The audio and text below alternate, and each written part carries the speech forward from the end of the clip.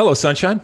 I'm Alexi Lalas, and welcome to the State of the Union podcast, where we look at the beautiful game on and off the field through the lens of red, white, and blue-colored glasses. This week, we'll be talking U.S. men's national team reaction with a special guest. Oh, yes, wait for it. MLS CBA, the saga continues. Messi's Messi contract, Mo, Bale, Tuchel, Copa Lib, international roster restrictions, White Tiger, Sans Pasins of the Savior, Neymar versus Ronaldo, and so much more. But first, joining me, as always, my friend, my colleague, my guiding light, David Mosse, a soccer savant and a Fox Soccer researcher and writer extraordinaire. Mosse, how are you on this Monday, February 1st in the year 2021? Très bien, très bien. And I am answering in French because all I've been watching on television for the last couple of weeks is French television shows. So I'm really on a Francophile tip right now. I have come to the conclusion, Mosse, that you may be more suited to be married to my wife than I am. She is just finished and was, overflowing with praise for Lupin, whatever we're calling it, okay? Although she was a little irritated that it was only 6 episodes and then stops. She didn't realize that it's a continuation. So once again, she's beholden to the man, and that was her only gripe about it. She was with you and actually ahead of you when it came to, what was it called? My Brilliant Friend? Is that what it was? Yes. She watched it and found it was wonderful, but also a little jarring, a little melancholy, a little not depressing, but just bleak, I guess, in the way that it was depicted. I haven't seen it, but anyway, you would have plenty to talk about with my with my wife. Did you see anything this week, Mosse? Anything interesting? Anything new? Well, so after watching Lupin, I watched another French show, Call My Agent, and absolutely loved it. There have been 4 seasons of that, 6 episodes per season. I finished it all in a few days. Wonderful show. So please pass that along to your lovely wife. I cannot recommend it enough. Is that bingeable? Can you watch it from start to finish? It's done. There's no more episodes, no more seasons, right? This 4th season was touted as the final one. Now okay. the creator is hedging a little bit, saying there might be future seasons, but I'm not sure, but take it for what it's worth. This was framed as the final season. And because I'm on this sort of international tip now, my next show might be this Money Heist, which I don't know if you're familiar with it. It's a Spanish show about a bank robbery of some sort, and I've been hearing great things about it. So very good chance that's my next show. I'm sure my wife has watched it. Okay, I have 2 recommendations. Maybe not recommendations, but 2 things that I watched. One is called White Tiger, and it is just a movie. It's not episodes or anything. It's just a movie. And it is a nutty movie about this young man over in India who was, deep in the caste system that they have over there and comes from nothing and rises to become this entrepreneur, and how he actually does it. It's actually a very dark but interesting and at times very funny type of movie. So I recommend that highly. I actually started watching it, and my daughter, 15-year-old daughter, came in and said, "Oh, we're reading the book." So it comes from probably a more famous and well-known type of book. Not that I knew it. And then the other one is this epic type of documentary called Sanpa Sins of the Savior. It's in Italian, and it's based in Italy, and it goes. It starts in the 80s, where there was this drug rehab commune, if you will, that grew bigger and bigger and bigger and got all political and then went violent and all sorts of stuff. But it just goes on forever. There are so many episodes. It is in Italian, but it is dubbed. And the dubbing is not great. It irritates me that if you're going to spend all the time to actually do the dubbing in English, get some people with some character and some personality and some acting chops to actually act it out and provide the English version with all the tone and the necessary tone and the passion that is being said in Italian. It's too monotone, and it hurts the flick. But obviously, if you watch it in Italian, then you could just see the subtitles. But it is dubbed. So those are 2 things in terms of my recommendation. Anything else, Mosse? That's it. All right, look, let's stop talking about this. Let's light this candle. You ready to go? Yep. All right, listen. We've talked about it for a long time about having guests on this show. And it's not that we didn't want to do it. We just wanted to make sure that we did it in the right way. And we've decided to bring somebody on for the first time here on the show. And it is a friend and a colleague of all of ours at Fox. You know him. You may love him. You may not love him, but I love him. The great Stuart Holden is joining us for the show, for a segment of the show here. Welcome, Stu. Welcome to the State of the Union podcast. Fresh off of broadcasting last night, the United States versus Trinidad Tobago game, and we want to talk to you about that. But first off, welcome. All right, how are you doing? Tell our listeners and viewers out there how the last year and a half of craziness has been. First of all, thank you for the wonderful introduction. I feel incredibly honored to be the first guest on the State of the Union. Big fan, big listener. I've been waiting for this moment for a long time. I had a lot to add here. I'm hearing this introduction. I watched White Tiger, Alexi. Did you? It was riveting. It was dark. It was deep. It took some turns that I was not expecting. Mosse, I speak French fluently, so I can help you out in your French exploits if you need, my friend. And my daughter turned 5 today. So, here I am, speeding through a pandemic. My son is a pandemic baby. He's 7 months. My daughter is 5. And I find myself thinking, where has the time gone the last 5 years when I retired? And now I'm a talking head in the media, Alexi.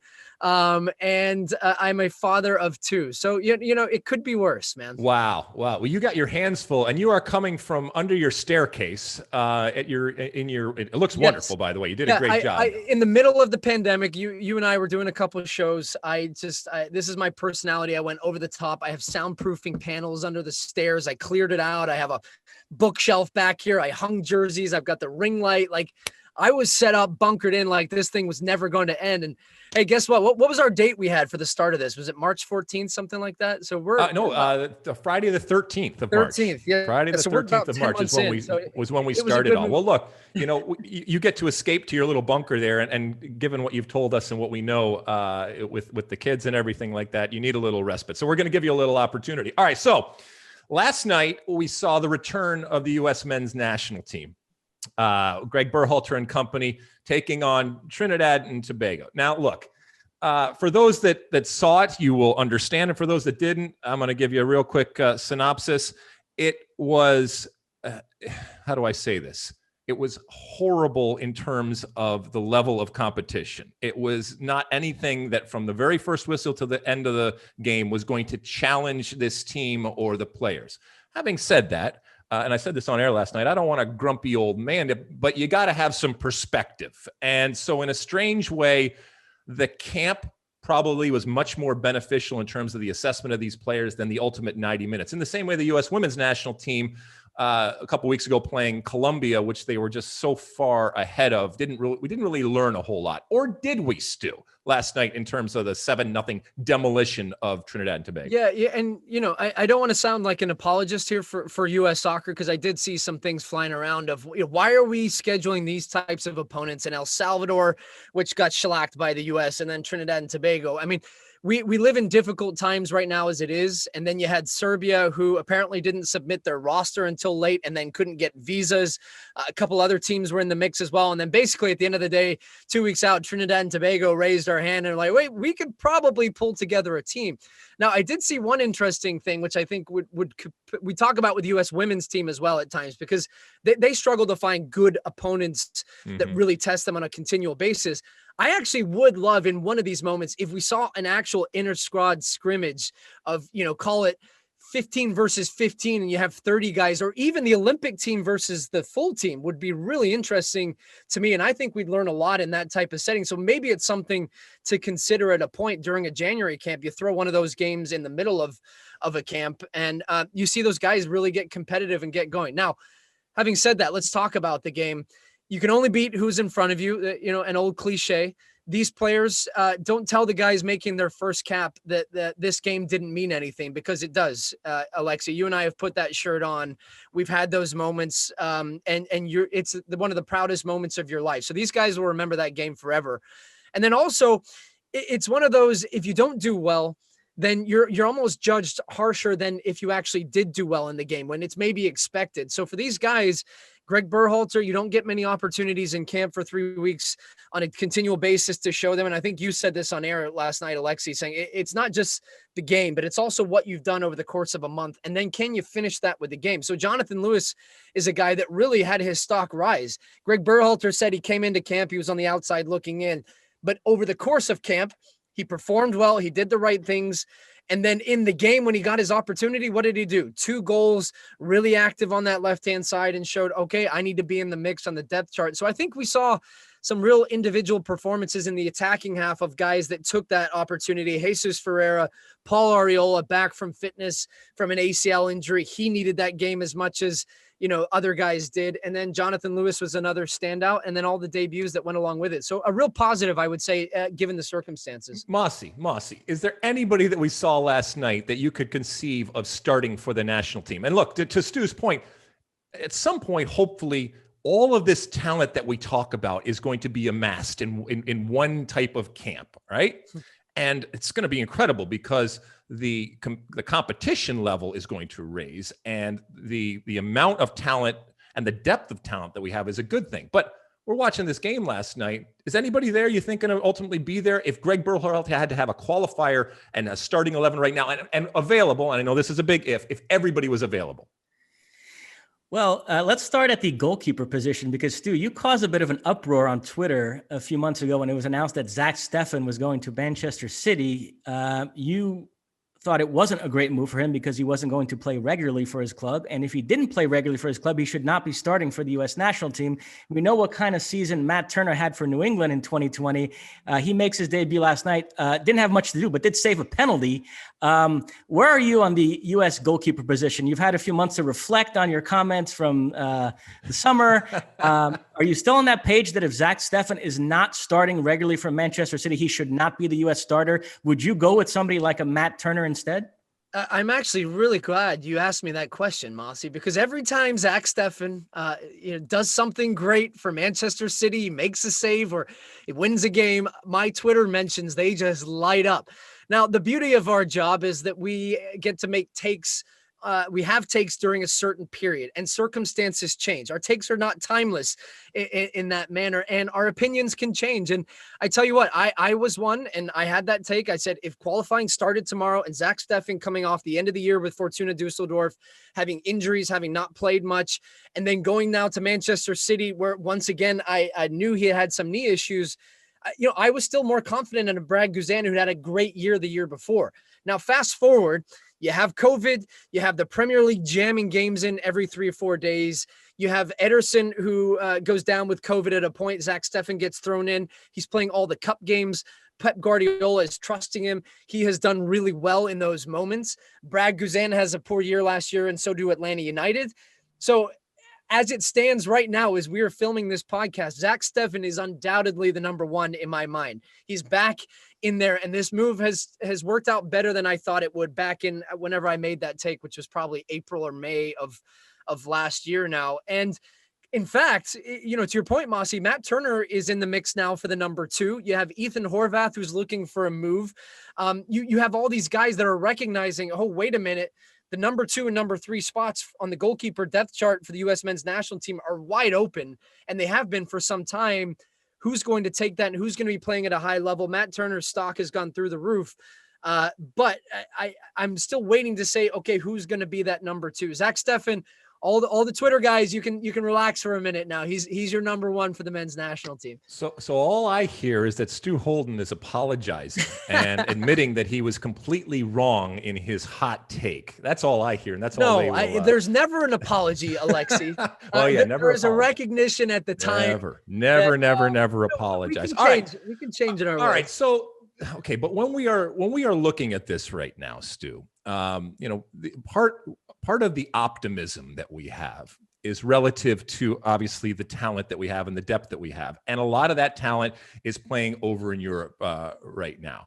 If you were coming up for the national team right now and you wanted to try to force your way into the lineup, wouldn't the most direct path be right now to be playing in Europe? Doesn't even necessarily mean that you're better, but just the perception of that player. And I know Greg Berhalter is a smart guy, and he guards against that. As a matter of fact, even when we talked to him, he said, look, any type of pressure to go to Europe is coming internally from the players, not from the coaching staff. They've been very, very clear, and they kind of have to be. They have to say, doesn't matter where you play as long as you're good. And we all know it's not necessarily the best players, it's the best collection of players. But the reality is right now that a lot of those players that are playing in big clubs are going to be the starters unless somebody comes along and takes it away. But not everybody has a passport.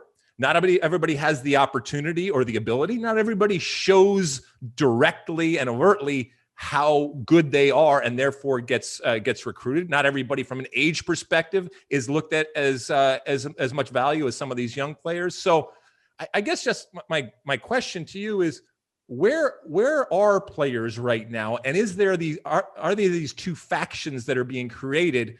And is that in essence what Greg Berhalter's biggest job is to manage those two groups? Yeah, it's a hot trending topic at the moment, isn't it, in the U.S. soccer circles? And if you remember the World Cup team I was a part of in 2010, I don't know the exact number off the top of my head, but I believe it was 18, 19 players were playing in Europe of the 23. The other couple were, either backup goalkeepers, et cetera.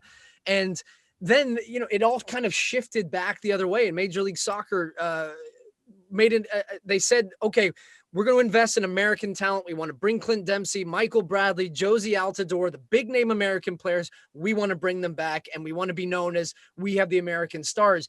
And almost at that time, Alexi, if you were talking about Europe perhaps being the best place, you had to whisper it in American soccer circles, especially around people from MLS headquarters. It was like, hey, Europe's a good place to go play soccer. It's like, whoa. No, American talent needs to be here. And in many ways, the interesting part is MLS has embraced it, I think. And they almost have said, you know what, if guys have success here and they get to a point, they pay their dues in many ways, and they're at the right time and they feel it's right to go, we're not going to hold you back. We still want our fair price, and we're still going to try and get that fair price. And that's, as you know, market price is all subjective. And at times players have missed out on moves because of that. Aaron Long's a perfect example. The right price didn't come in. MLS said, no, thank you. You signed a new contract last year and you're staying. But I would say if you are a player right now in the player pool and your goal, as it always should be, is to be in the starting lineup for the men's national team, you have to look at, let's say, McKennie, Gio Reyna, Christian Pulisic, even a Josh Sargent who's playing week in, week out in the Bundesliga. And you have to say, okay, at a point, yes, optics do matter in a way, but how can I prove to Greg Berhalter if I'm not scoring, let's say 25, 30 goals in MLS, because you'd grade it on a scale, right, of the quality of the Bundesliga perhaps to MLS. You have to think, I got to go to Europe. I need to be in Europe. I need to be at a team. I need to be playing minutes. And you know who has recognized that and the moment is right for him? Jordan Morris. Mm-hmm. Jordan Morris was the poster boy for an American-produced talent. Seattle Sounders, went to Stanford University, decided I'm going to turn down Wolfsburg and I'm going to sign in MLS. He's won everything there is to win. He's scored goals, and he said, okay, at the age now that I'm at, I need to go and I need to push myself and challenge myself in a different way. And he seems to have found what he thinks is the right situation. So it's still situational based. I mean, you and I are, as we say, we're shills for MLS, and we will not say that it's a terrible league because it's not. And some of these players still, their right path to getting on the World Cup team in 22. Siri's talking to me here. She really liked what I said. Siri wants to chime in with us. Yeah, no, but hold on, Stu. Yeah, go ahead. Hold on. Isn't it, if you're doing it for the right reasons, I get it. But if you're just doing it just so you can be perceived as better and therefore play on the World Cup team, you shouldn't have to go anywhere to necessarily be on the national team. Now, look, I know that's a little simplistic because of the reality that there is a lot of very, very good talent that is going to get the benefit of the doubt right now. But Jordan Morris, and look, I haven't spoken to Jordan, so I don't know why he is or isn't doing it. And it might just be he wants an adventure. He wants to see what it's like over there. And that's fair enough. But if this is a calculated move to pad his resume so that at least he can check that box when people look at him, that in and of itself is kind of sad. I would think, but it doesn't change the reality of this is the world that we're living in right now, right? Yeah, but I don't think, Alexi, it is as simple as that, though. I think for Jordan Morris, let's say, he's been at a point in his career where how much further do you feel he could push the change the perception of Jordan Morris as a player in your mind at the Seattle Sounders, having done what he's already done? I feel it's at a point for him now to, it's not as simplistic as, okay, he's playing in Europe, he's instantly 10% or 20% better. As you said the other day when you and I talked of, just because you land at London Heathrow, it doesn't make you instantly 20% better. But if you land at London Heathrow and you go to Swansea City, you get promoted to the Premier League, you score 15 goals in the Premier League, all of a sudden you're talking about a guy who is a better player because, he's playing against better talent week in, week out. And he's proved that he can score 15 goals there as opposed to scoring 15 goals, which he's done for the last however many seasons in Major League Soccer. So, that's what I would say to that. Well, look, I mean, it's an interesting thing. And I think it's going to continue to be something that, like I said, Greg Berhalter is going to deal with. It's going to continue to be a story that we are going to talk about. And as I said on air last night, these are all champagne problems. This is all good stuff to have. All of this talent. And it's not that we didn't have talent in the past. It's just that the depth of talent didn't exist. And if you go and you were to ask from Bob Gansler to Bora Milutinovic to Steve Sampson to Bruce Arena to Bob Bradley to Jurgen Klinsmann, they would have loved to have these types of quote unquote problems that Greg Berhalter has. But, this is also a feather in the cap of an off-maligned type of system and development system that we have. We love to scream and yell and bash what we haven't done. And we're the system is broken and everyone's falling through the cracks. Well, the reality is that when you implement something, oftentimes you don't see the fruits for a period of time. So this group and this moment that we are in is a result of the work that went on years ago. Even at a time when I'm hard pressed to find a time where we were more critical than, for example, 2017, we didn't qualify for the World Cup right now. So some kudos should go to the American soccer development community out there for what they have fostered and now is coming to fruition right now. But ultimately, it's about winning a World Cup. It's about competing against the elite. So all of this talent doesn't mean a damn thing unless it is actually able to do the job when it gets on the field. And that's Greg Berhalter's ultimate job. What have you done with Alexi Lalas that in 2021 he's producing level-headed and measured takes? Are you kidding me?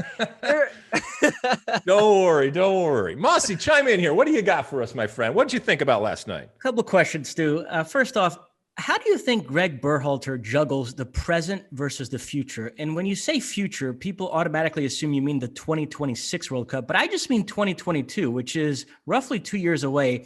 And you look at, for example, the center forward position, and Berhalter might think that if the U.S. had a do-or-die game tomorrow, Josie Altidore, if fit, is still the best option. But he also might have a really talented, raw, young striker who, if groomed correctly over the next 2 years and given opportunities, by the time November 2022 rolls around, he could be a world beater. So I know the U.S. has to qualify first, so he can't look too far ahead and forget about immediate results. But how do you think Berhalter juggles the present versus the near future? Yeah, this is an interesting point because 2021, and this is why I'm so excited for 2021 in the soccer world, because it is a jam-packed, loaded calendar. But guess what? We have games that mean something. And this team for the last year, 2 years, 3 years, I mean, there was the Gold Cup in 2019, and you got to see a little bit of Berhalter and crank the pressure up a little bit. They lost to Mexico in the final. But really, I think this is the year we're going to figure out how good this team can be and how good they are right now, because it's fine and well playing Costa Rica, El Salvador, and then Trinidad and Tobago's BC team and rolling them over, which is good. They should do that. They need to roll some of these teams over. The United States historically has not done that in the past. It's been the 2-3-0s, but I think the 5-6-7 set a statement. But really, Mosse, it's Olympics, it's Gold Cup, and then it is all about World Cup qualifying and figuring out, can this team, because I was one, if World Cup qualifying had started last year, which it was supposed to, I wasn't quite sure that it should be this young, inexperienced roster, but what this team has had now over the past 2 years versus before that is it's incredible. I mean, McKennie playing some of the biggest derbies in the world. Christian Pulisic makes the move to Chelsea. Gio Reyna comes out of nowhere, and all of a sudden this talent emerges, and now the pressure comes back the other way to Greg Berhalter to figure out, can I manage these guys? Can I get the best team on the field? Can I get the tactics that work? Remember, Greg Berhalter's like, I'm going to invert the right back and he's going to play center mid. And now it's like, oh, hold on a minute. I got to get the best 11 guys on the field and get results. And then look, the number 9 position is fascinating. Our inability to have, a standout striker, but yet have a number of players that are in the mix to be that guy. And I think what I would say to your point about, do you let a guy have 2 years and you let him develop and you say, this is going to be our striker? That guy hasn't emerged for me yet. It's not like you have a guy that says, okay, I really see all the tools. He's a complete package. He could be the number 9 striker. Whereas I think in other positions, you potentially have that. So that's what I'm fascinated of what player profile first does Greg want? And does that dictate then the system? Because clearly right now he wants the Liverpool style formation for this team. And he likes the Bobby Firmino, as he equated Jesus Ferreira, dropping in deep, playing passes, which Sargent can do. Josie Altidore can do that. And he can score and finish get on the end of crosses. But as we all know, Josie Altidore, you cannot just count on him over the course. You couldn't, I think, take Josie Altidore to a tournament right now and say, he's going to give me 5-6 games without having to manage his minutes, and he's going to be consistent. He's going to get us 8-9 goals. I'd rather have Gyasi Zardes in that case. And, you look at the depth chart of who could be in there. I don't know. Lex, do you have a guy right now? You said that's my striker for this men's national team. No, that's the whole point. There's nobody. Yeah. It's wide open. I mean, there's not a lot of places left back and up top. We mentioned the goalkeeper, but, unless something ridiculous happens, it's going to be Zach Steffen. So up top, it's wide open and nobody. And the interesting thing, Jesus Pereira played it in a very, very different way than Josie Altidore plays it, much more of a false 9. And that fundamentally changes how you play. So I can respect being flexible, but ultimately in your core, your formation and the way that formation plays, and there are kind of templates to how you want. So in no way, shape, or form did Ferreira replicate what Josie did, but obviously it was successful. So are you going to go that way, or are you going to say, no, that's not quite what we wanted to do? Last question on this before we move on to the MLS CBA talk, Stu, and you mentioned it briefly there. With all of this wonderful stuff happening to these players, how are you going to keep them down on the farm after they've seen Paris? I mean, and not just Paris, a lot of different places. These are players that are now playing at some of the big clubs and some of the big leagues. And, they're feeling their oats. They're feeling good. And Greg Berhalter has to be able to manage now some very, very famous, incredibly well-paid, privileged, and big egos, let's say, at times. And some of it's inevitable when you get to these types of things. So do you think he has it within himself to be able to do that? Because I think that's going to be, at the end of the day, it's going to be more important, his ability to manage all of these egos and personalities because of who they are when they come strutting in now to the national team camp, much more so than the X's and O's of it. Yeah, this is a trend that I'm fascinated to follow over the next, call it 2 years leading up to 2022 World Cup, because we joked in jest in a way about when Greg first started as a coach, and it was mostly guys that were just trying to find their way and make a point and prove, and lots of guys got new caps, lots of guys got opportunities, but it was almost like 23 coaches' sons that are just going to run around like crazy and are trying to impress, do all the right things. They're going to listen to the rules, and Greg was the boss, right? He is the boss, but And I think what Greg has going for him is that he's seen a lot of these guys before they've made their moves and they've made the jumps to Barcelona's and Juventus. So you've established a relationship with them. It's not like you're bringing a guy in for the first time and you're telling him he's got to, be at this meal at this time and these are the rules. And he's almost created a culture of accountability within the team. But you still know that that's not necessarily driven by the mid-level guys. It's driven from the top down because those guys command that respect. And when they walk into a room, Alexi, like you mentioned, when you're playing at Barcelona and Juventus, you puff your chest up a little bit higher and your pockets are a little fuller because, you've got the big contract, you've got the fancy gear on. I might sound like I'm speaking from experience here. But no, that didn't happen at Bolton. But it's a real thing. And then those guys look to the other players. So really, Greg, the most important thing he has to do, and the most important thing any coach has to do, and you need buy-in from your stars. You need Christian Pulisic, McKennie, you need Gio Reyna, you need all of those guys bought into what you're doing, what you're trying to do, and you help them drive that culture forward. But it's going to be interesting, though, the first time one of those guys says, you know what, I don't want to come in for the March friendly. We got a big game on the weekend. I'm getting pulled this way by Thomas Tuchel, or Pirlo saying, no, don't go and play against Northern Ireland, whoever it might be. I need you for the big derby. What does that then do for the rest of the team? And how do you kind of manage that? That's where Greg Berhalter is going to have to get away from just X's and O's.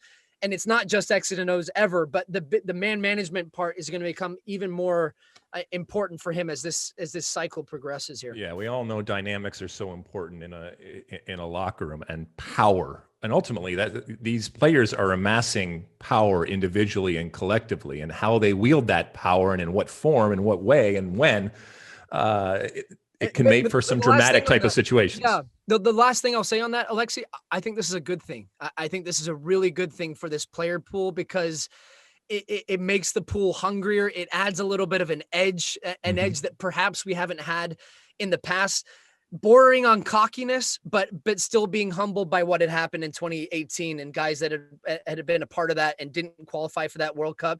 So still hungry to keep pushing this thing forward with still hey, puff our chest up, Mexico, what's up? We are the best team in CONCACAF. That's what it should be. All right, listen, let's leave that. And like you said, a full slate, hopefully cross fingers, knocking on wood, of games for the U.S. men's national team and U.S. women's national team, for that matter, in 2021. And we hope that they are all played and everybody stays safe and healthy so we can see this team grow and see these players grow, whether they're domestic or abroad. Speaking of domestic, all right, Stu, you do a great job covering MLS and have for a number of years. We are in the midst of a CBA negotiation and the potential of a work stoppage and a lockout from Major League Soccer. They extended the deadline, quote unquote deadline, for another week here. So we'll see if they adhere to that to get this thing done, to amend the current CBA, to accept the offer of 2 years additional and some salary cap type of freezes when it comes to this. Are we going to have an MLS season, Stu, number one? Two, when is that season going to happen? What is it going to look like? And I know you've been involved in negotiations in the past and you've kind of seen these things. So where are we at right now? Is it different than in the past in that the league has much of the power and the leverage right now? Or has that type of situation shifted? Because ultimately, these are individuals. A lot of them, while we talk about the millionaires out there, the reality is that most of them are living paycheck to paycheck and thinking long-term and helping out future players, while noble doesn't put food on the table.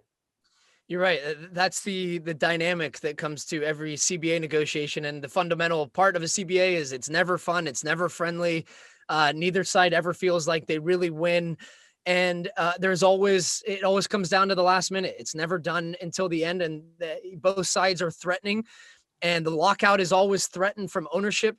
However, I would say in this case, it feels to me that MLS ownership and the league have more leverage than they have had in the past. And the players conceded in a way last year, but also the players were incredibly noble and they put their lives at risk. They put all of that, their safety, their health on line to go down to MLS's back and put together an incredible season last year, one that will live on forever in history of the game in this country. And, Major League Soccer deserves a lot of credit there as well. Now, fast forward, this all seems to be about the length and of the actual CBA, and the World Cup in 2026 seems to be a big part, because I think we all feel collectively, and this is not a hot take in any way, The game in this country is on a big upward trajectory heading towards 2026, and that should be the biggest World Cup of all time in history. Most attended, most sponsorship, most revenue, etc. What does everybody want? Piece of the pie. And I think as when it comes to the players, they don't want it to go after that because they want to be in a position of strength negotiating with that World Cup on the horizon and media deals and all the stuff that's going to come with that. And they say, okay, we won a piece of the pie because we'll have done our work heading into that World Cup and we've paid our dues. We're waiting for a payday, etc. So what I would say to the lockout, and will we see a season this year? I think we'll see a season because I think both sides recognize it would just be stupid at this point to lose any type of momentum for the game in this country and to not have yourself in the sporting landscape where soccer, and especially American soccer, fights so hard to have its place. But I would say from an ownership perspective, I'm not in a rush to do the deal because there's no guarantee fans are in the stands come April for sure with vaccines. And that's when the league's supposed to start. Ownership saying, I'm going to lose money anyways.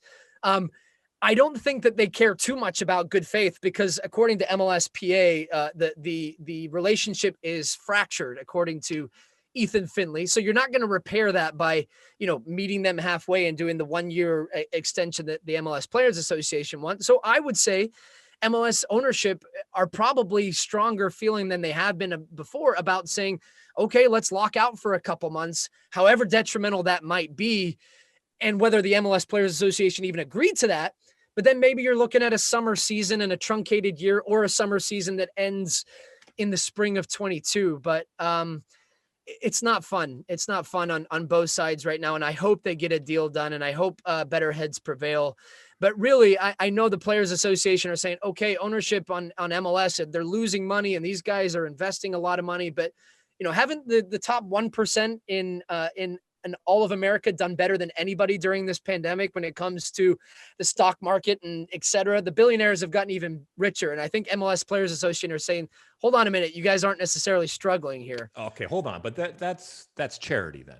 No, I know. Look, I'm a capitalist. I believe in business and look, there's a notion out there that what is happening right now is disingenuous from the league and from ownership right now. And that, like you said, they have plenty of money. Look, it's easy to spend other players or other people's money when it comes right down to it. And if that's what you want to do, fine. But some of the reasons why these folks have been successful is because they are smart in terms of business and they are prudent. And sure, you could oftentimes make the case, well, you have plenty of money, and so therefore it shouldn't matter to you. Well, the reason why it matters to you is that is good business practice. Now, I'm not saying that good business practice is squeezing people necessarily. At times it can be, or putting people out, or that there shouldn't be altruistic aspects of what you are doing right now. But this argument that since the owners are, in many cases, billionaires, they shouldn't be coming and crying poverty.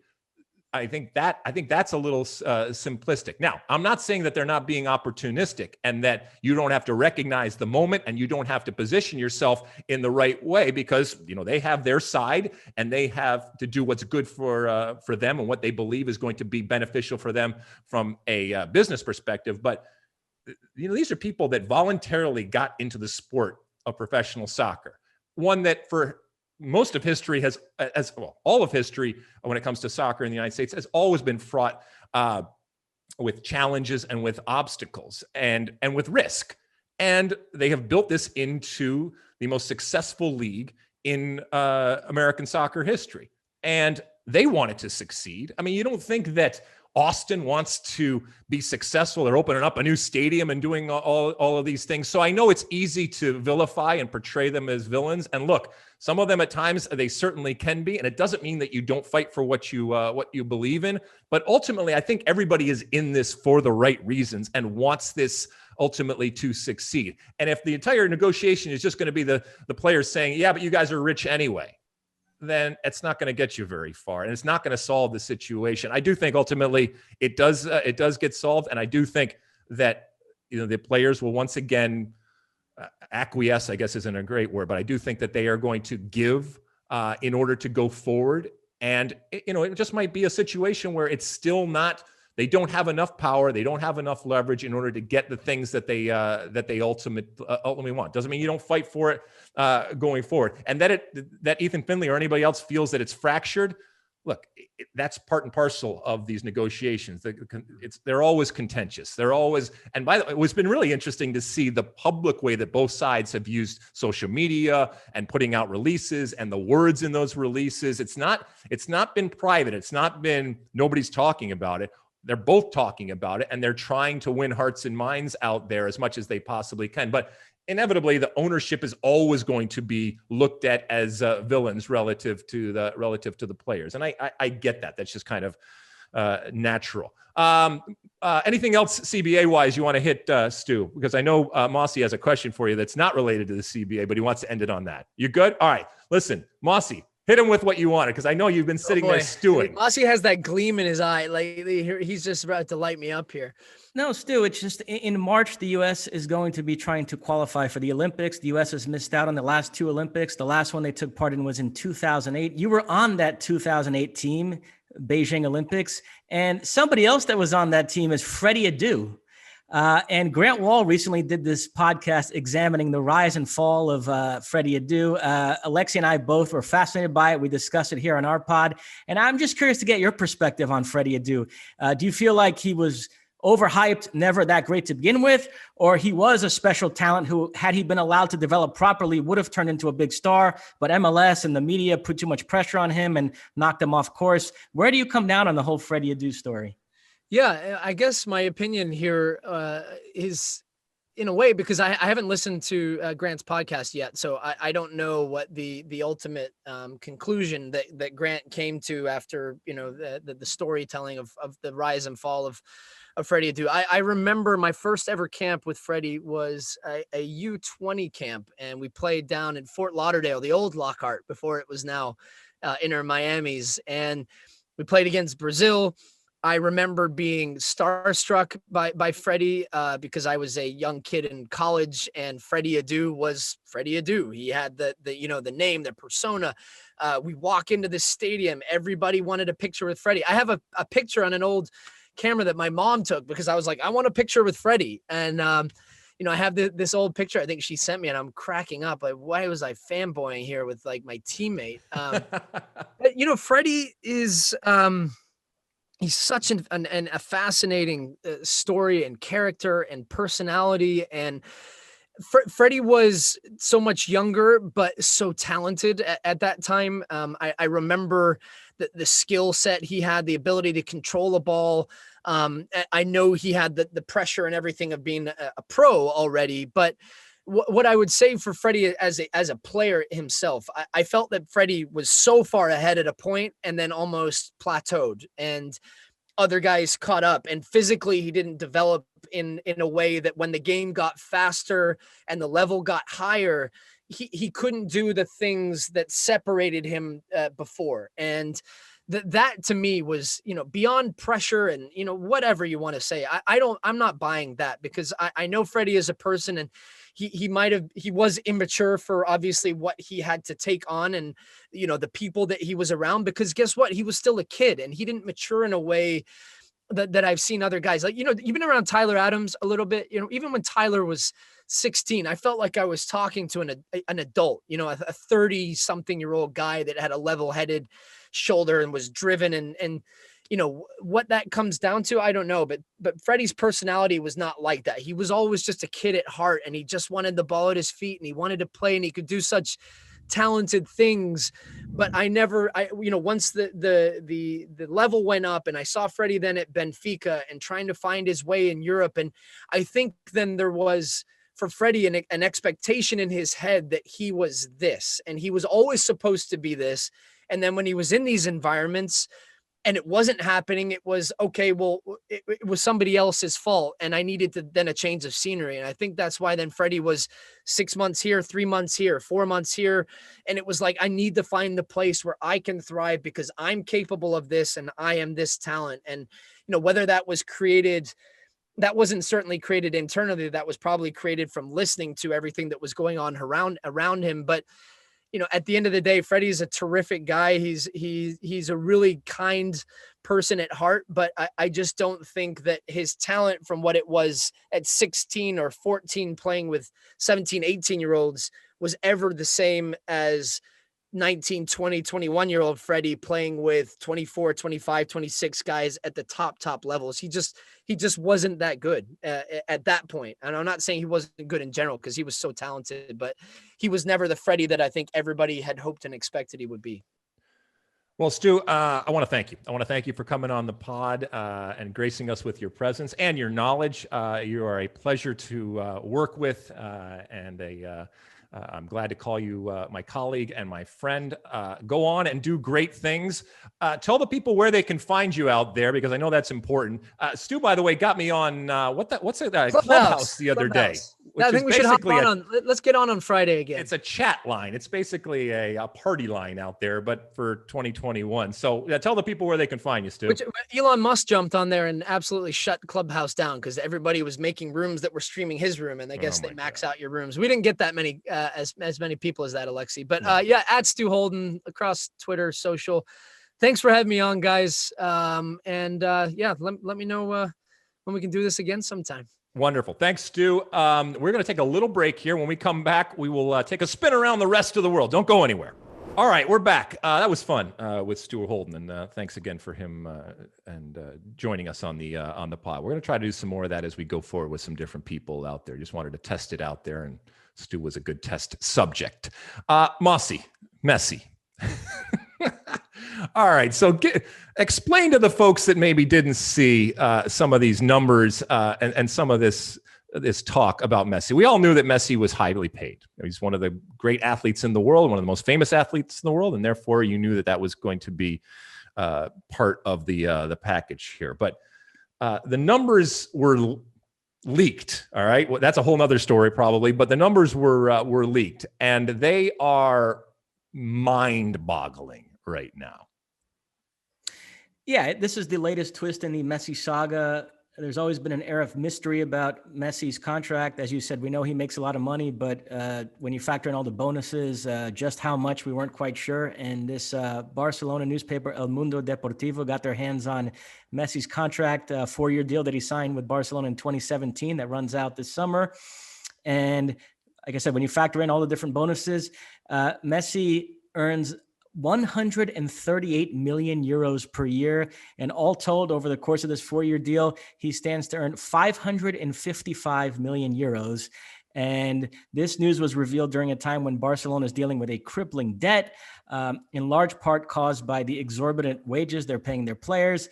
And so the whole tone of this article was that, hey, if you're wondering why Barcelona is in so much debt, is because they're paying one player this much money.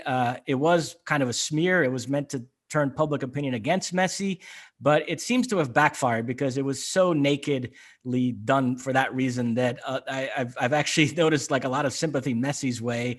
And the question is, how did El Mundo Deportivo get their hands on this contract? There are 4 parties that had a copy of Messi's contract: Messi himself, the law firm he hired to help negotiate the deal, Barcelona, and the La Liga offices. And Barcelona are trying to distance themselves from this. They put out a statement saying they were appalled and it definitely wasn't them and that they're going to sue the newspaper. But there is a suspicion from Messi's camp that it did come from Barcelona, that there is a faction within that club that would prefer to see Messi leave, and that this was an attempt to create a sort of permission structure with the fans to show that, hey, keeping this guy means having to pay him this sort of contract when we don't have any money. And Barcelona right now are struggling to pay their bills. They owe all this money to other clubs from transfer deals. And so that's where we are right now. This is the latest twist in the Messi saga. Well, first things first. In no way does this change my perception of Messi. It doesn't hurt it in the least. He is worth every penny. I think they calculated it out to €4 million a goal or whatever it ends up being. It's ridiculous money, but it's really not ridiculous relative to arguably the greatest player ever to play the game and what he has done and what he has meant to the game, but what he's meant specifically to Barcelona and La Liga. So I think he's worth every single euro that he is being paid. And if this was designed to to cast him in a poor light, like you said, I think it completely backfired. Now, it does also set up, if he does leave, I mean, you can certainly, if you're Barcelona, say, well, this is part of the reason why we're in debt. Fine, that's no problem if you want to do that. But if he does leave, now the expectations have been set.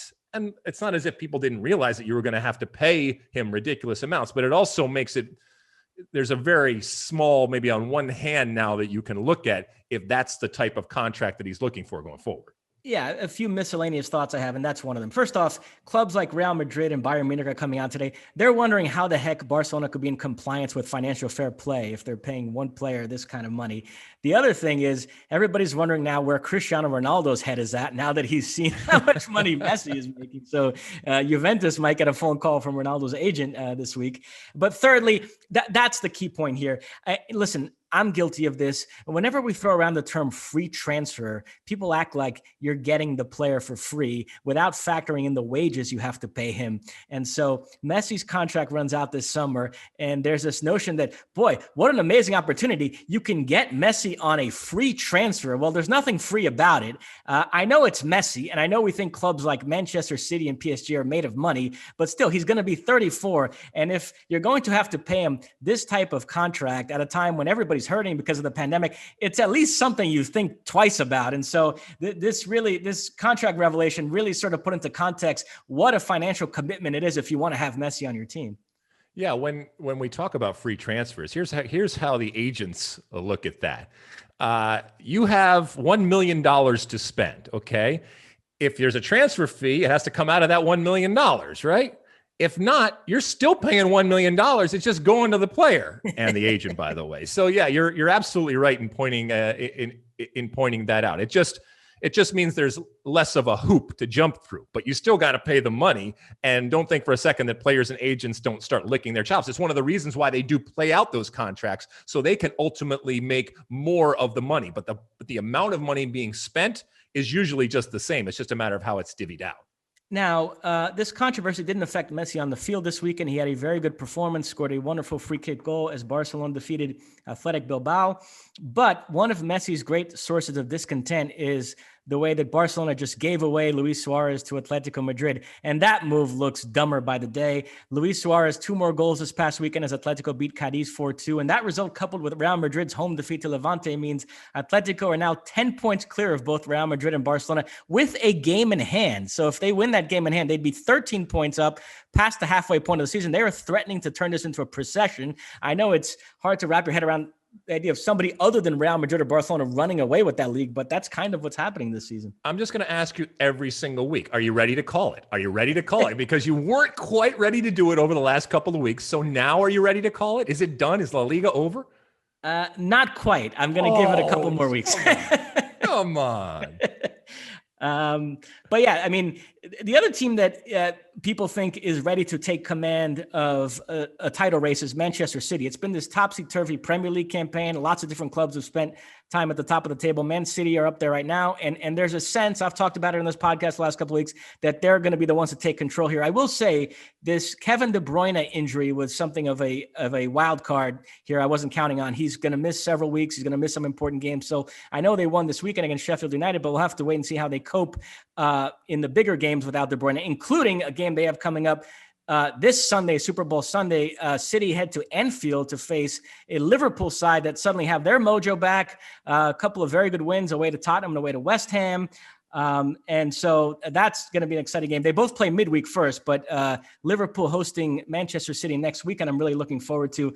Mo Salah, by the way, can't stop scoring, but I'm not trying to be amateur psychiatrist here. There's something going on with his body language and the way he's celebrating these goals. It's almost like every goal he scores now, he acts like he scored it against a former team. You know, that sort of look that guys give when they score against a former club where they're not allowed to admit that they're happy they just scored. And so I don't know if that means Mo Salah is just unhappy in general, but have you noticed that the way he's reacting after scoring these goals? It's slightly bizarre.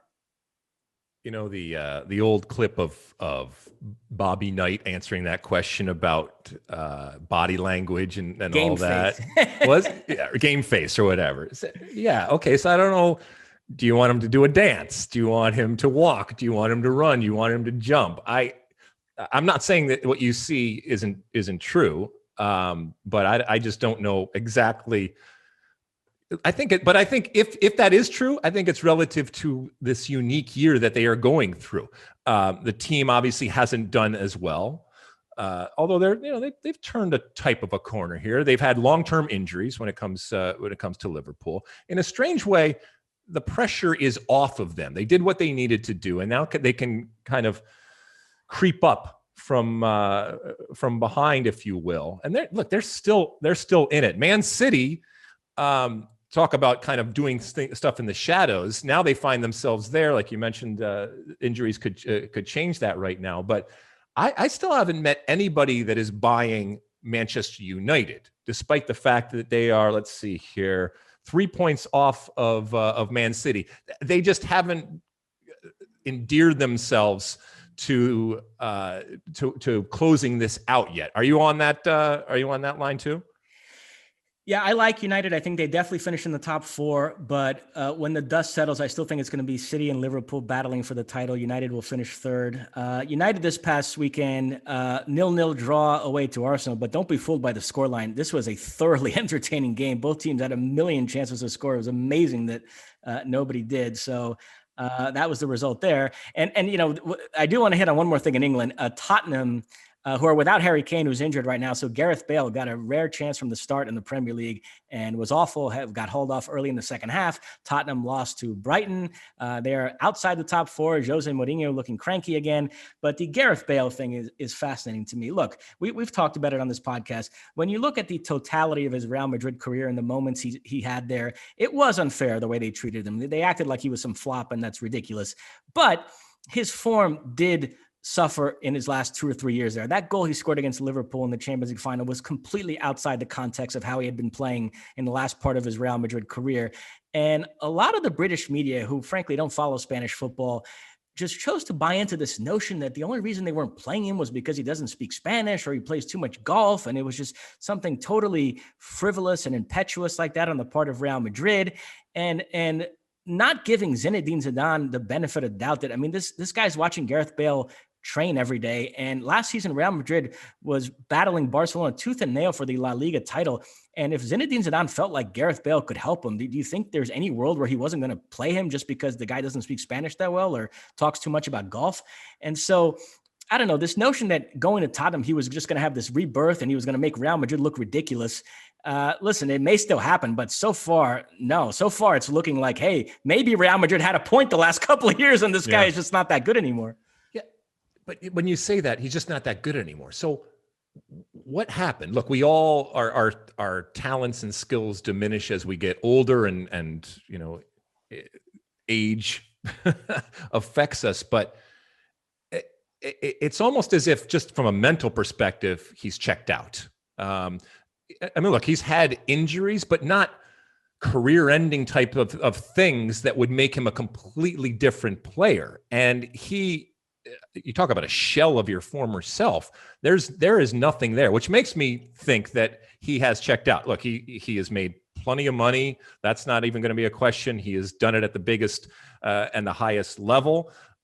You mentioned the golf, which sometimes is used against him, but he just may be thinking of a life of golf and something different right now. But I can't put my finger on exactly what it is. But you are absolutely right. He is anything but even close to what he was, and I'm not sure that's going to change anytime soon.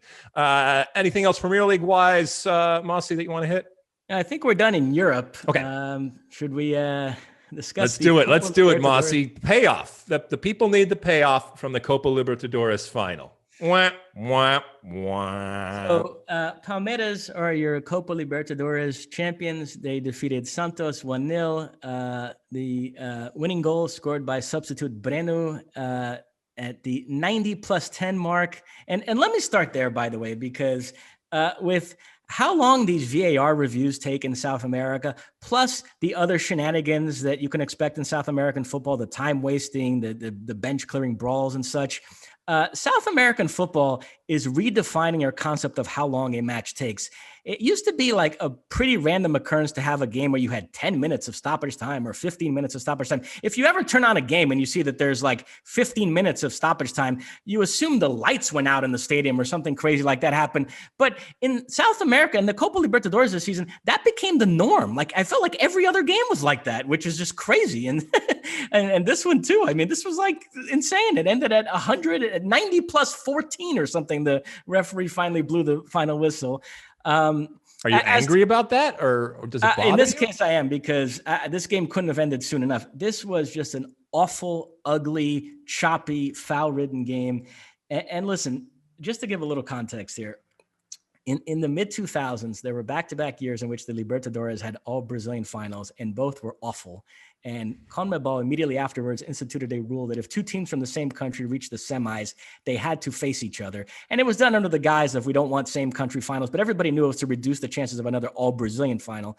So that rule was in place for about 10 years. And then when they reformatted the competition, they did away with that rule. And they were blessed with a Boca River final in 2018, which, crowd trouble aside, was great. If you remember the actual games, and listen, it's a very heated rivalry. Both teams were under intense pressure, but they somehow channeled it in a way where they produced two well-played, thoroughly entertaining games. And so the fact that we got that final probably validates CONMEBOL's decision to do away with that rule. But the downside is it increased the chances of an all-Brazilian final and a game like we got this weekend. And I'm sorry, I know there were some mitigating circumstances this time, the punishing calendar, both teams were tired, the scorching heat in Rio de Janeiro, but Brazilian clubs haven't earned that benefit of the doubt, because I've seen this very game too many times over the last 20 years, even when the conditions were right. This is just... I'm sorry, this is just what Brazilian football is, and what I've been railing about on this podcast. There have been some baby steps in the right direction this past year with the arrival of some foreign managers with some fresh ideas, but old habits die hard. And unfortunately, you put two Brazilian clubs in a big final like this, and chances are they're going to end up kicking each other for 90 minutes, and it's going to be just a horrible advert for South American football. It's this eternal issue that CONMEBOL has. The country that produces the best players and has the most money is unfortunately a country that has this like deeply pragmatic streak. And I know people who listen to it, wait a minute, Brazil, isn't it Jogo Bonito? What are you talking about? But that's one of the great myths. If you follow Brazilian domestic football the last 15, 20 years, the notion that there's any Jogo Bonito going on there is nonsense. It's like the most pragmatic league in the world. And so, yeah. So you think it was really a manifestation of a long-held tradition and history and culture of the way that Brazilian teams play? I'm not talking about the national team, but yeah, unfortunately, yes. This was, this was exposing all the ills that people like me have been complaining about for the last 15, 20 years. Like I said, there's some young managers coming up. There's more and more foreign managers coming in. So maybe things will change. Maybe a couple of years from now, if there's an all Brazilian final, it'll be a better game and both teams playing more expansively.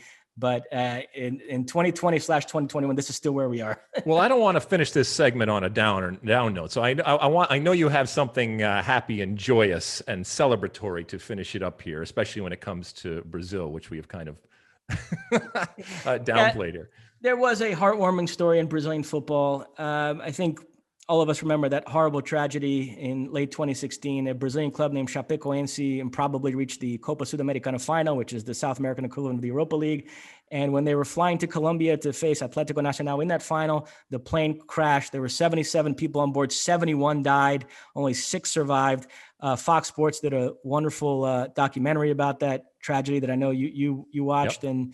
And were very, very moved by. Well, I mentioned there were 6 survivors. One of them was a player on the team named Alan Ruschel, who suffered some significant injuries, but was able to rehab and get back on the field. And lo and behold, Chapecoense have just won the 2nd division title in Brazil, and he was the captain and got to lift the trophy. And so given everything that he's gone through and that club has gone through the last few years, that was a wonderful moment to see him lifting a trophy. And amazing. So we'll end on a heart. And that's the documentary that you're talking about obviously ends at a certain point, but the story and the people and the characters and obviously the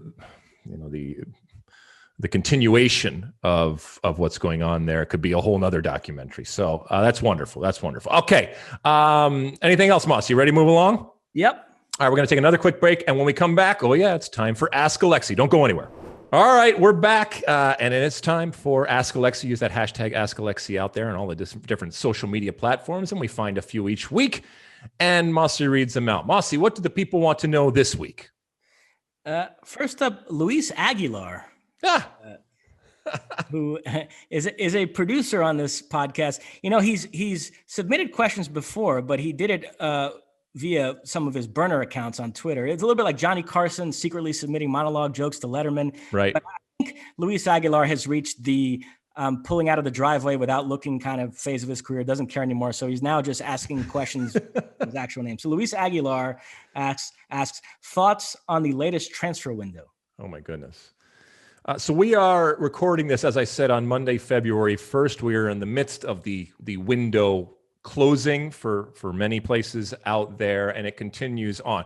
By the way, I have no problem with Luis sending us in a question because we don't feature him a whole lot on this pod, and so it's good to give him a little play and a little attention and a little bit love. And it's a good question. Look, I'm not going to go and break down every single move out there, Mosse. I know there's probably some that you want to definitely hit on, but I think there is the trend that is worth mentioning. And even as we speak, there is stuff going on, even when it relates to the U.S. national team and U.S. players and MLS players.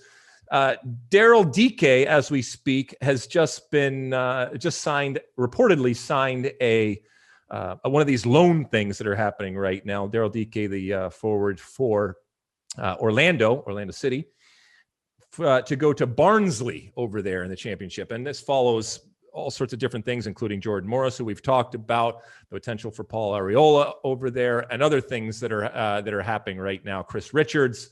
So there's a lot of good stuff and good moves. Some of this loan stuff I think is really going to be interesting, and we talked a little bit about it with Stu earlier in the show. Are these just semesters abroad, if you will, and are they just being used as an opportunity to, in some cases, put players in the storefront window, some cases just to scratch that itch that they may have? We talked a little bit about the CBA earlier with MLS. Who knows when MLS is actually going to start? Is this relative to the unknowing when it comes to MLS players right now? But this window oftentimes is very different than the summer window. But there has been movement. You look at Ozil, which I think is the biggest name, I guess, if you will, in terms of movement, and his long relationship and often frayed relationship with Arsenal is fine, and it's finally come to an end. It's a much longer conversation, but when you do look at the time that he had, was it ultimately a success? His time at Arsenal, a conversation for another time. But those are some of the things off the top of my head. Some related specifically to what's happening in the U.S. and Canada and those opportunities that are arising and these opportunities that these players are taking, and then some more generally about what's happening. Mosse. Yeah, I mean, quickly on the American front, also became official this morning, Brian Reynolds' move to Roma. We felt good enough about that we threw it on a graphic that we aired last night of the latest batch of Americans ever going from MLS to Europe. We had Jordan Morris on there moving to Swansea, Brendan Aronson to Salzburg, Mark McKenzie to Genk, Joe Scally to Gladbach, and Brian Reynolds to Roma. And now you can add DK to Barnsley to that list. Also, as you mentioned, Americans moving within Europe. Chris Richards on loan from Bayern to Hoffenheim. DeAndre Yedlin now at Galatasaray, so he'll face Ozil. A lot of news involving Americans for sure. On the non-American front, you mentioned one of the big ones, the Ozil saga finally being over. We could do a whole podcast on that one, but I'll wish him best of luck, because on his day, he's a wonderful player to watch, and hopefully he can get his career back on track with Fenerbahce. Arsenal, as a replacement for Ozil, they picked up Martin Odegaard on loan from Real Madrid. And I want to touch on Real Madrid for a second, because they unloaded two young players, Odegaard, who went to Arsenal, and Luka Jovic, who was a complete flop at Real Madrid. He now goes back to Frankfurt, which is where they got him from. And we covered Luka Jovic when he really emerged as a star at Frankfurt. And these two moves sort of shed a light on this disconnect at Real Madrid. The front office the last couple of years really wanted to embark on this youth movement, invested a lot of money on younger players. But, it's when you're Real Madrid, it's not enough to just buy young players. If you're really going to go down this youth movement path, you have to alter the whole mentality of the club. And they weren't willing to do that. Real Madrid is Real Madrid. They're not Dortmund. They're not Ajax. They're not Benfica. And so it was a little odd that they tried to do this, and invariably became an issue, because you're Real Madrid, you're still living in this now mode and this pressure for trophies, and Zinedine Zidane knows that he needs to produce immediate results. And so he ended up losing faith in all these young players and going with the tried and tested veterans. And so all these young players got squeezed out of the lineup and demanded moves elsewhere. And the guys that are still there now, are, like Vinicius, are not far behind. Vinicius this summer is going to get either loaned or sold because his career is deteriorating fast. But yeah, and you know, it's interesting because Jovic goes back to Frankfurt and scores 3 goals in his first 2 games. And so it ignited this debate in Real Madrid. Is it that he's good and was a good signing and Zidane just didn't use him right? Or is it apples and oranges that scoring goals and playing well for Eintracht Frankfurt is completely different than doing so for Real Madrid? I mean, where do you come down on that? I think environment and circumstances matter. I mean, the essence of the job of scouting, sporting directors, technical directors, whatever you want to be, is to be able to look at a player and to extrapolate it out and to envision that player in a very different setting. And just because a player is doing something in one setting doesn't mean that they have the ability to translate it to another. But that's the job. And the best people that are in those positions are able to oftentimes see something that I wouldn't see or you wouldn't see, and be able to say, that is going to work for us. And even within a game, they can look at a player and say, he is doing or she is doing this right now, but in this type of situation, I feel that that player can do that better, or they can use what they're doing there to do a different job for us. I mean, it is hard and it's dangerous because you oftentimes are prisoners of the moment, and you see a player do something and you automatically think that player can translate it. Even goal scorers, the way that goals are scored and the way that goals scored, it's not just about the number of goals. It's how you're scoring the goals, where you are scoring goals. It does you no good, for example, if you play with a more traditional type of goal scorer up top who's able to hold the ball and get in the 6, as opposed to a false 9 type of thing. They may have the exact same number of goals, but it may be very, very different ways than they go about doing it. A few other miscellaneous moves. One that I love is Sevilla picking up Papu Gomez, who leaves Atalanta. He had a rift with Gasperini, and so they decided that he had to go, but that's a really nice pickup for Sevilla potentially. Atletico Madrid, Diego Costa asked to leave, so they rescinded his contract. They needed a backup striker, a backup for Suarez, and so they pick up Moussa Dembele from Lyon, who is having a bad season, but on his day can be a very good player. So that one be interesting to watch. Leipzig picking up Zobolai, a very talented young player from Jesse Marsh's Salzburg. And then Mandzukic going to AC Milan is interesting to be, I guess, the backup and sometimes partner to Zlatan.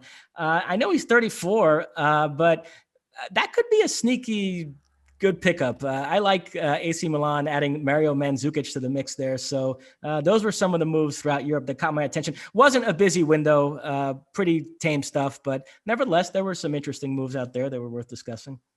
I mean, Mandzukic is a spring chicken relative to that, right? I mean, you're getting a young player. All right, what else, Mosse? By the way, good question from Luis Aguilar. His first positive contribution to this podcast in 3 years. Next up, Nathaniel. He says, I have a question, Mr. Lalas. But very, very formal, Nathaniel. Wow. Why is it that MLS teams are limited to the number of international players they can have on their roster? Okay, so when Major League Soccer came about in 1996, part of the original desire and mandate was to foster and to help and to progress the American player, the domestic player, and the U.S. men's national team. It's actually in writing in some of their literature from the very beginning. In order to do that, you have to make sure that you have things in place that are going to force teams to do it that otherwise maybe wouldn't do it. And so that's why those restrictions are in place. While I look at that and I say that's nice and there's a noble aspect of doing that, and I can recognize that it is and was looked at as a league of our own, and therefore you want opportunities and you want to do things that maintain and provide those opportunities for players that are growing up in the country, or in this case, the countries in which they play. I don't think it's necessary. I think that if you are an MLS team and you feel that for your business, for your market, for your customers, that your product is better suited to having 11 players on the field, all international, all coming in, that you should be allowed to do that. I do feel that the U.S. player will find a way. The U.S. player often does. But that's the reason why they have those restrictions in place. Now it's changed. It's changed over time, and there are some teams that that use domestic talent as something that, as a feather in their cap, and something that they champion, and other teams that don't necessarily. But and by the way, this isn't just in MLS. This happens in leagues and to different extents all over the world. But as I said before, I don't believe that Major League Soccer's responsibility should be to the American player or to the United States men's national team. As I said, it is a business, and I want it to be successful, and I want it to do everything it possibly can. And if, in order to be successful, it means having less restrictions and therefore potentially less opportunities for the American or the domestic player, I'm okay with that, because I do believe that American players will find a way. Now, the interesting thing is that as the league has grown and Major League Soccer has tried to be a quote unquote destination and a league of choice for everybody, including domestic players, we are seeing more and more domestic players going overseas. Now, is it because that's just their dream and that's what they want to do? Or are they also being influenced by the fact that they see less and less opportunity or less and less pathway to playing in the league? I don't know the answer ultimately to that. And I don't know if it is going to change in the future. I would be really interested to see what the teams would look like if those restrictions were completely taken away. I still think, as I said, the American player would find a way, and there would be opportunities for the American player.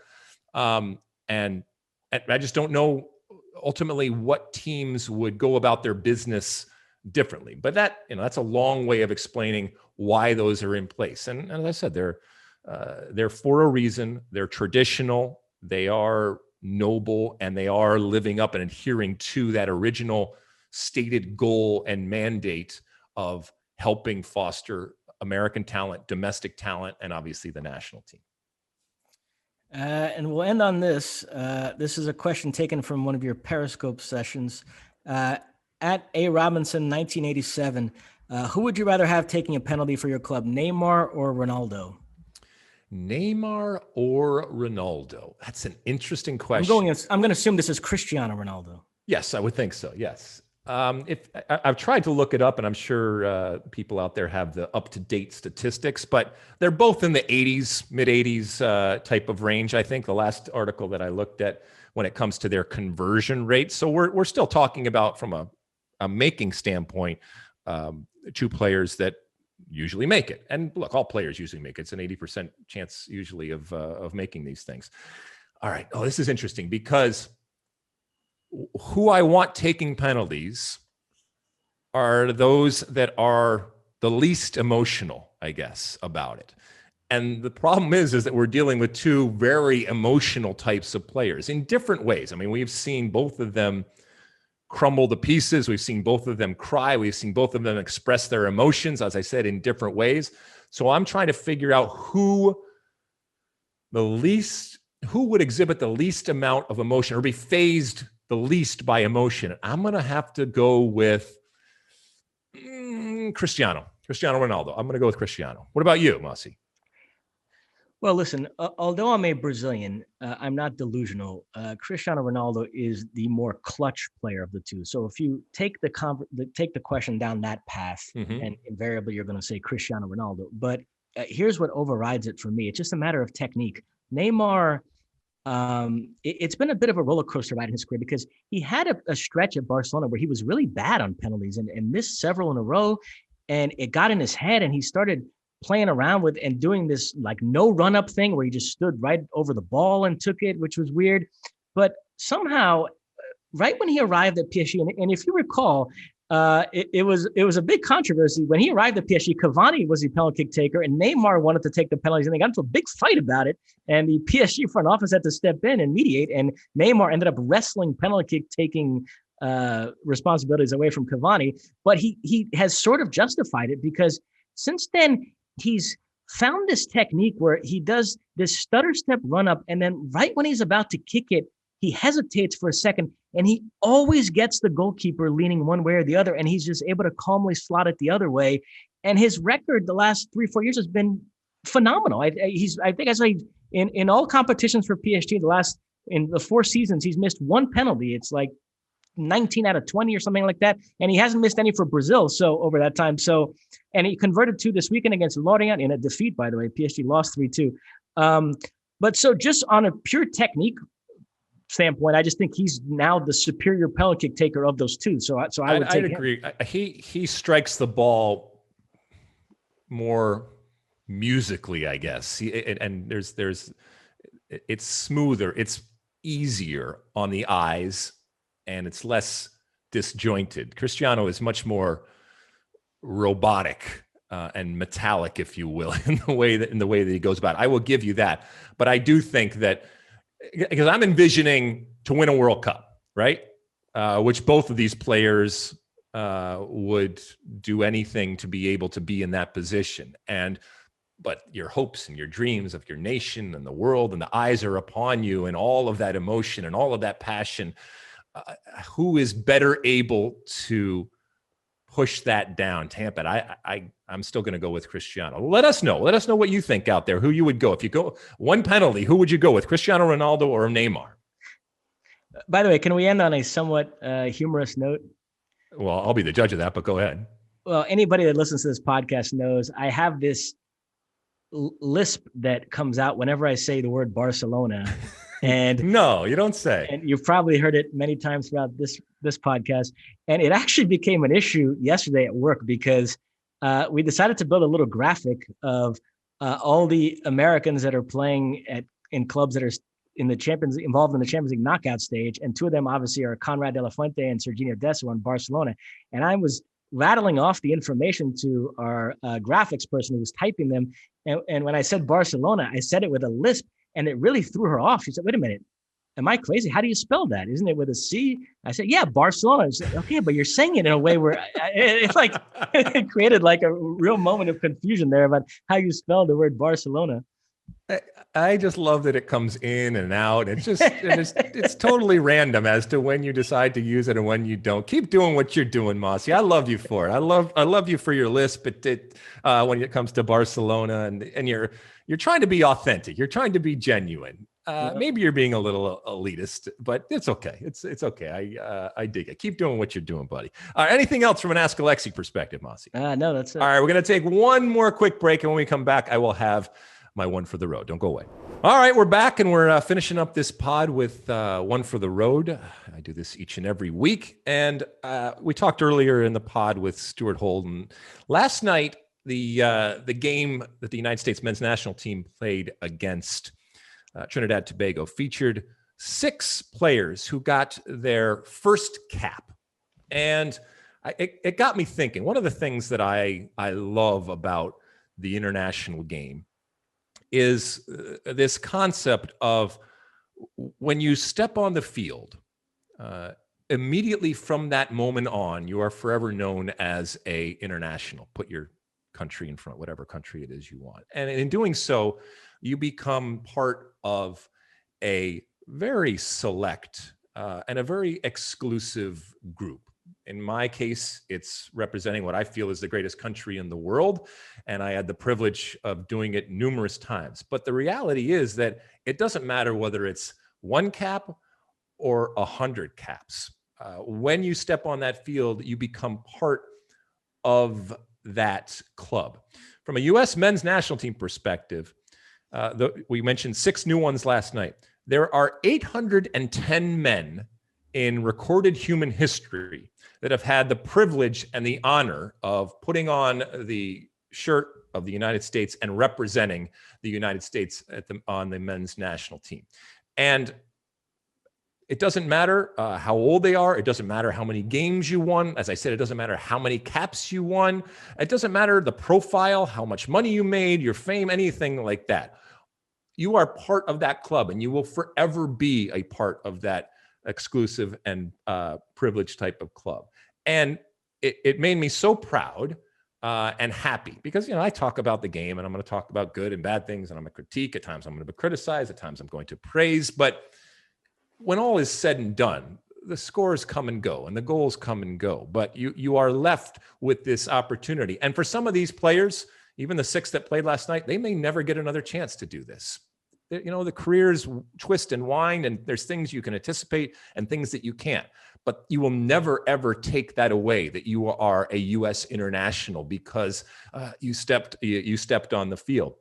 And that's something special. That's something to be celebrated. That's something to take pride in. And I certainly do. I never took it for granted.